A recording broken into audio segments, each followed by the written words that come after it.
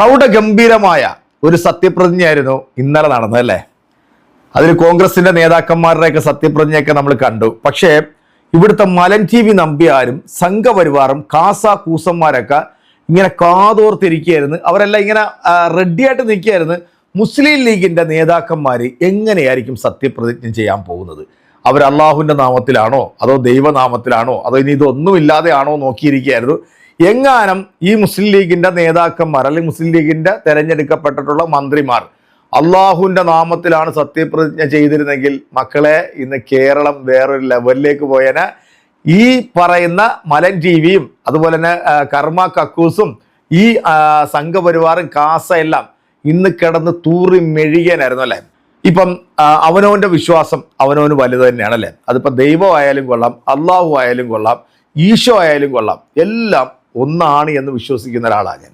അപ്പോൾ ഇപ്പം മുസ്ലിം ലീഗിൻ്റെ വക്താക്കൾ അള്ളാഹുവിൻ്റെ നാമത്തിൽ സത്യപ്രതിജ്ഞ ചെയ്യാഞ്ഞതുകൊണ്ട് പല ആൾക്കും ഇവിടെ വിയോജിപ്പുണ്ട്. പക്ഷേ ഇവർ സത്യപ്രതിജ്ഞ ചെയ്യാൻ വേണ്ടി കാത്തിരുന്നവർക്ക് അണ്ണാക്കിലാണ് ഈ നേതാക്കന്മാർ അടിച്ചു കൊടുത്തത്. കാരണം വിശ്വാസമെല്ലാം ഒന്ന് തന്നെയാണെന്നേ. അള്ളാഹു ആയാലും കൊള്ളാം, യേശു ആയാലും കൊള്ളാം, മറ്റേത് ദൈവമായാലും കൊള്ളാം, അവനവൻ്റെ മനസ്സിലാണ് വിശ്വാസം, അവനവൻ്റെ ഹൃദയത്തിലാണ് ദൈവം. അവനവൻ്റെ ഹൃദയം നല്ലതാണെങ്കിൽ മാത്രമേ വേറെ എന്ത് പ്രവൃത്തി ചെയ്തിട്ടും കാര്യമുള്ളൂ. എന്താണെങ്കിലും ഇന്നലെ സംഘപരിവാറിന് ഇത് ആഘോഷിക്കാൻ പറ്റിയില്ല എന്നുള്ളത് അത് വല്ലാത്തൊരു എട്ടിൻ്റെ പണി തന്നെയാണ് നമ്മുടെ മലൻ നമ്പ്യാർക്കൊക്കെ കിട്ടിയിരിക്കുന്നത്.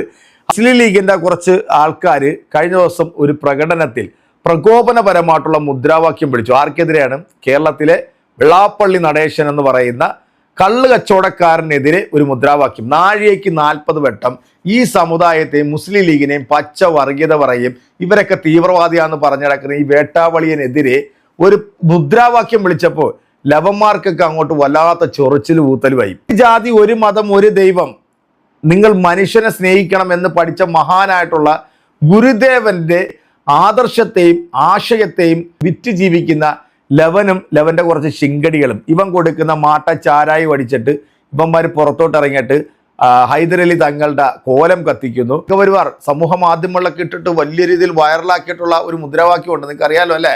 അവലും മലരും കുന്തിരിക്കോ ഒക്കെ കരുതി വെച്ചോളൂ, വരുന്നുണ്ടാ നിന്റെ കാലം എന്നൊക്കെ പറഞ്ഞ ഈ സാധനം പല ആളുകളും എടുത്തിട്ട് അങ്ങ് പ്രയോഗിച്ചപ്പോൾ ദേ ഈ ഒരു സാധനവും കൂടെ നിങ്ങളൊന്ന് കേട്ടിട്ട് ഉളുപ്പോ മാനവോ ഉണ്ടെന്നുണ്ടെങ്കിൽ ഇതിനൊരു നടപടി എടുക്കാൻ പറയണം. കാരണം ലീഗിന്റെ പ്രവർത്തകർ മുദ്രാവാക്യം വിളിച്ചതിന് ആ കമ്മിറ്റി തന്നെ ലീഗ് പിരിച്ചുവിട്ടെന്നാണ് പിന്നീട് ഞാൻ കേട്ടത്. താങ്കൾക്ക് എന്തെങ്കിലും പ്രതിബദ്ധതയോ ഉളുപ്പോ മാനവോ ഉണ്ടെന്നുണ്ടെങ്കിൽ ഈ മുദ്രാവാക്യം വിളിച്ച ഏതെങ്കിലും ഒരുത്തനെ പറഞ്ഞു വിടാൻ നട്ടലുണ്ടെന്നുണ്ടെങ്കിൽ നിങ്ങൾ അത് കാണിക്കണം കേട്ടോ. ഏതായാലും നമുക്ക് ആ മുദ്രാവാക്യം കേൾക്കുന്നതിന് മുമ്പ് ഹിന്ദു ഐക്യവേദിയുടെ ഈ കൊണാണ്ടർ ഉണ്ടല്ലോ, കാരണം ഇവന്മാർക്ക് ഈ പറയുന്ന ആൾക്കാരൊന്നും വലിയ താല്പര്യമൊന്നും ഇല്ല. പക്ഷേ എവിടെങ്കിലുമൊക്കെ വർഗീയത കുത്തിക്കയറ്റാൻ പറ്റുമെന്നുണ്ടെങ്കിൽ അവിടെയൊക്കെ വന്നിട്ട് അഭിപ്രായം പറയുന്ന ദൈവന്റെ ആ ഒരു അഭിപ്രായം കേട്ടതിന് ശേഷം നമുക്ക് ആ മുദ്രാവാക്യം ഒന്ന് കേൾക്കാം.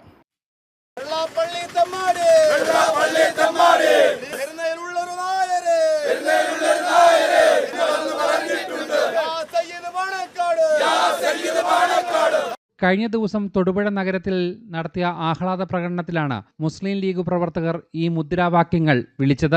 സംഭവം വിവാദമായതോടെ പ്രതിഷേധവും ശക്തമായി. കേരളത്തിൽ വരാൻ പോകുന്ന കാലം എങ്ങനെയായിരിക്കുമെന്ന് തെളിയിക്കുന്നതാണ് ഈ സംഭവമെന്ന് ഹിന്ദു ഐക്യവേദി സംസ്ഥാന പ്രസിഡന്റ് RV ബാബു പറഞ്ഞു.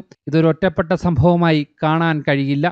5 നേരം നിസ്കരിക്കുന്ന ഒരു സ്ഥാനാർത്ഥിയാണ് എന്ന് പച്ചയ്ക്ക് മതം പറഞ്ഞിട്ടാണ് ലീഗിന്റെ നേതാക്കന്മാർ ഊട്ടിയോദിച്ചത്. അപ്പൊ ഇതെല്ലാം നമ്മുടെ കൺമുമ്പിലുണ്ട്. തെരഞ്ഞെടുപ്പിന് ശേഷം അത് വളരെ വ്യക്തമായിട്ട് നമുക്ക് മനസ്സിലായി. റിസൾട്ട് വന്നതിന് ശേഷമുള്ള പല നടപടികളും. ഇപ്പോൾ കാസർഗോഡ് മത്സരിച്ച സുരേന്ദ്രന്റെ ഫ്ലക്സ് ബോർഡ് ബോംബ് വെച്ച് തകർക്കുന്ന സമീപനം ഉണ്ടായി. മലപ്പുറത്ത് ഭീകര സംഘടനകൾ എങ്ങനെയാണോ ചില ആഹ്ലാദ പ്രകടനങ്ങൾ നടത്തുന്നത് അതിന് സമാനമായ രീതിയിൽ ആടിന്റെ തലയെറുത്ത് ഭീകരാവസ്ഥ സൃഷ്ടിച്ചുകൊണ്ടുള്ള വിജയാഹ്ലാദ പ്രകടനങ്ങൾ നടന്നു. ഏറ്റവും ഒടുവിൽ തൊടുപുഴ നമ്മൾ കണ്ടു. ലീഗിന്റെ തന്നെ പ്രവർത്തകർ ഹിന്ദു സംഘടനാ നേതാക്കന്മാരെ SNDPയുടെയും NSSന്റെയും നേതാക്കന്മാരെ വെല്ലുവിളിച്ചുകൊണ്ട് ആക്ഷേപിച്ചുകൊണ്ടുള്ള പ്രകടനം നടത്തിയത് നമ്മൾ കണ്ടു. അപ്പോൾ ശരിക്കും പറഞ്ഞാൽ കേരളത്തിൽ ലീഗിന്റെ അപ്രമാദിത്വത്തിൽ അടിസ്ഥാനപ്പെടുത്തിക്കൊണ്ടുള്ള ഒരു ഭരണം നിലവിൽ വരുന്നു എന്നാണ് നമ്മൾ മനസ്സിലാക്കേണ്ടത്.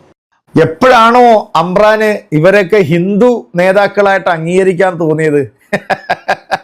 ഇത്രയും കാലം ലവന്മാർക്കൊന്നും ഇവരൊന്ന് ഹിന്ദു എന്ന് പറയുന്ന ആ ഒരു ലേബലിൽ ഇവർക്ക് പെടുത്താൻ പറ്റത്തില്ലായിരുന്നു കേട്ടോ.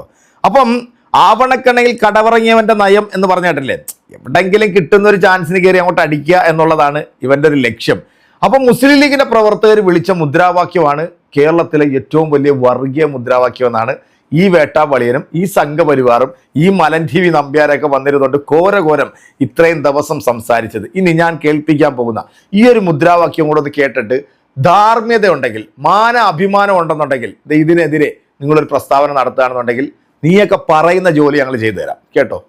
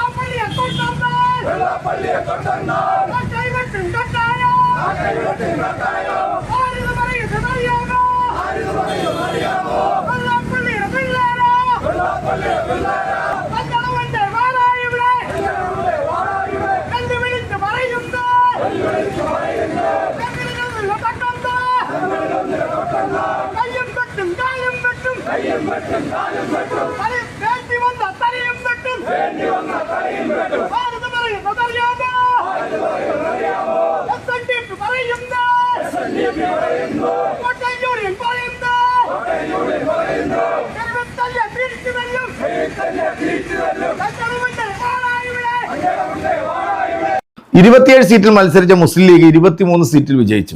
UDFന്റെ ഏറ്റവും വലിയ ഘടക കക്ഷി. അവർക്ക് 5 മന്ത്രിസ്ഥാനം കൊടുക്കും. ഇതിനു മുമ്പും വിദ്യാഭ്യാസവും അതുപോലെ തന്നെ വ്യവസായവും ഒക്കെ കൈകാര്യം ചെയ്തത് മുസ്ലിം ലീഗാണ്.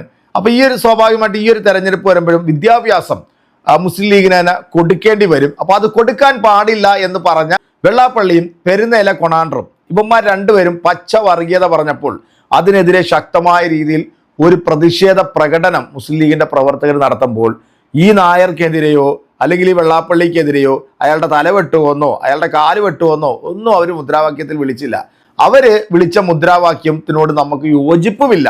പക്ഷേ ഇതിനോട് എന്താണ് നിങ്ങളുടെ ഒരു അഭിപ്രായം?